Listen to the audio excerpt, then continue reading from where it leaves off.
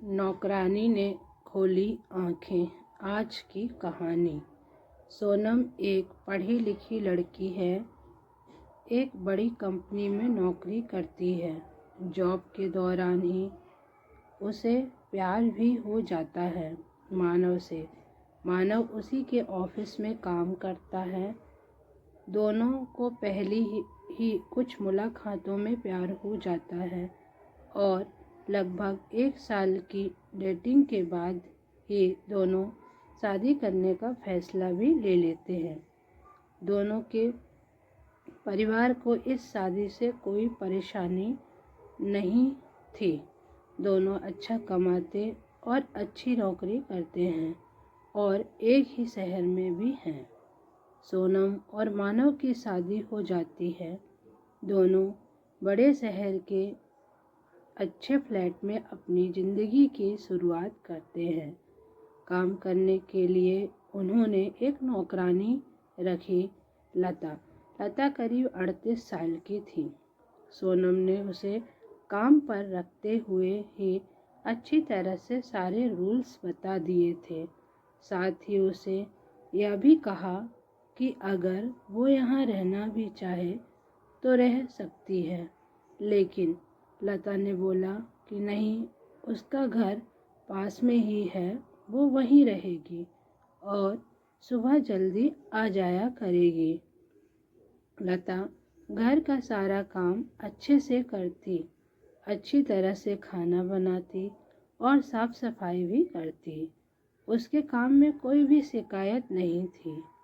शादी के करीब 7 महीने बाद ही सोनम और मानव के बीच झगड़े होना शुरू हो गए।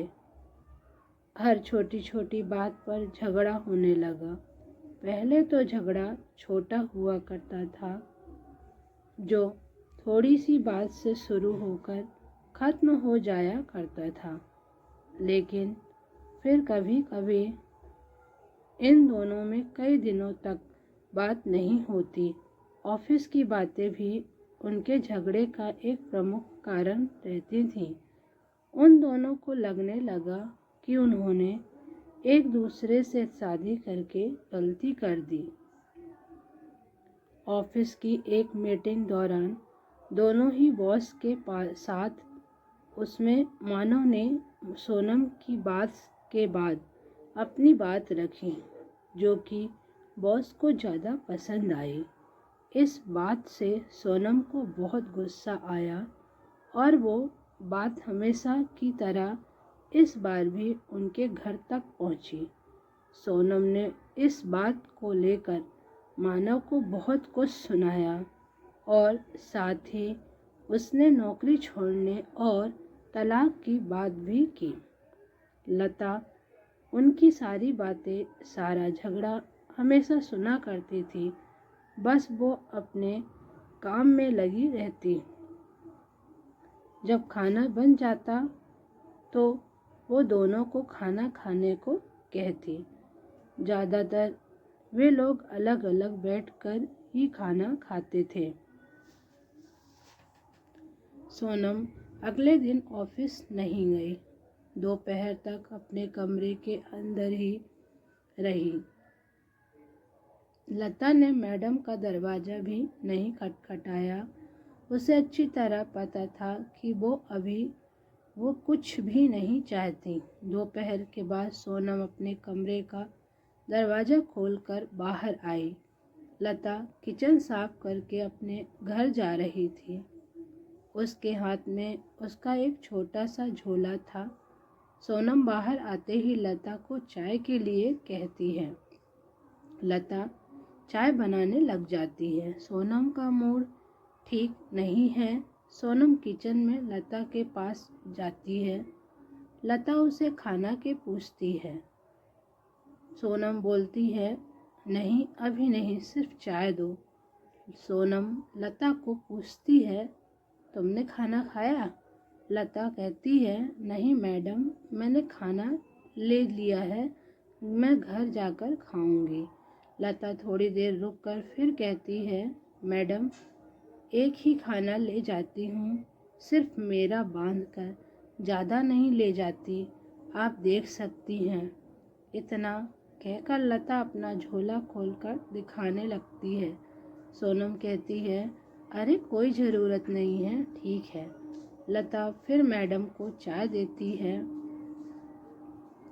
लता को थोड़ा सा डरा हुआ, झिझका हुआ देखकर सोनम उससे और बात करती है। सोनम, अच्छा लता, तुम कहाँ रहती हो?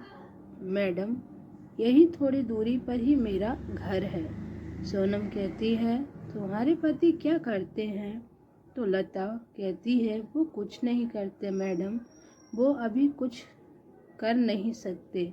लता थोड़ा रुकती है और पलक झपका कर कहती है, उनको लकवा लगा है, उनका बायां शरीर काम नहीं करता, ठीक से बोल भी नहीं पाते।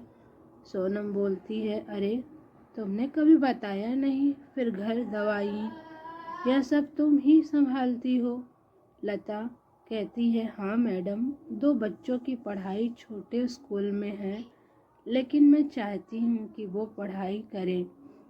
हमेशा से मेरी उनके खाने के बाद खाने की आदत है, इसलिए पहले उनको खिलाऊंगी, फिर मैं खाती हूँ। इसलिए सुबह शाम का खाना ले जाती हूँ। सोनम लता की बातें सुनकर हैरान रह जाती है। उसे पता नहीं था कि लता इतनी साहसी, और कभी भी उनसे अपने चेहरे या काम से यह लगने नहीं दिया। लता फिर कहती है, मैडम, मैं आपसे कुछ कहना चाहती हूँ, आप बुरा ना मानो तो। सोनम ने तुरंत ही जवाब दिया, हाँ कहो ना प्लीज़। मैडम, अभी हमारे पास जो होता है, हमें उसकी कद्र नहीं होती। समय कैसे बदल जाता है पता भी नहीं चलता। अब मैं सिर्फ चाहती हूँ कि मेरे पति ठीक हो जाएं।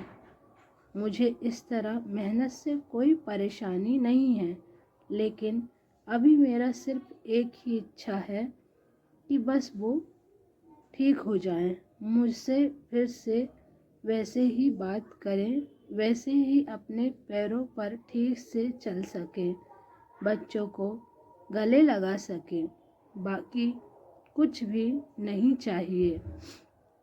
लता अपनी बात ठीक से समझा नहीं पा रही थी, लेकिन सोनम समझ रही थी कि वो क्या कहना चाहती है।